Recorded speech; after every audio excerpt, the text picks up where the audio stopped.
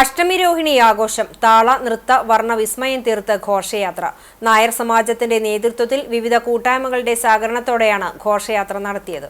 മമ്മിയൂർ മഹാദേവ സന്നിധിയിൽ നിന്നാണ് ഘോഷയാത്രയ്ക്ക് തുടക്കമായത്.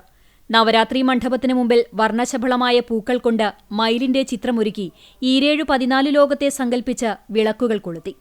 തുടർന്ന് ക്ഷേത്രസന്നിധിയിൽ പ്രത്യേക പൂജകൾക്ക് ശേഷം മഹാദേവൻ, കൃഷ്ണൻ, ഭഗവതി എന്നീ ദേവതമാരുടെ ചൈതന്യപൂർണമായ തിടമ്പുകൾ പ്രതിഷ്ഠിച്ച ജീവത എഴുന്നള്ളത്തിന് തുടക്കമായി.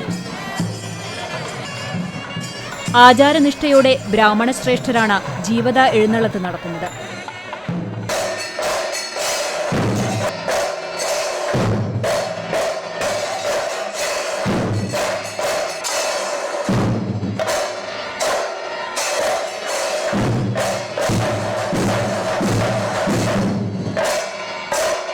ഭഗവൽ തിടമ്പുകളേറ്റി പ്രത്യേക വാദ്യമേളങ്ങളുടെ അകമ്പടിയിൽ നവരാത്രി മണ്ഡപത്തിൽ ഒരുക്കിയ ചൈതന്യപൂരിതമായ പൂക്കളത്തിലെത്തി നൃത്തച്ചുവടുകളുമായുള്ള ആവേശം കൊള്ളിക്കുന്ന കാഴ്ച.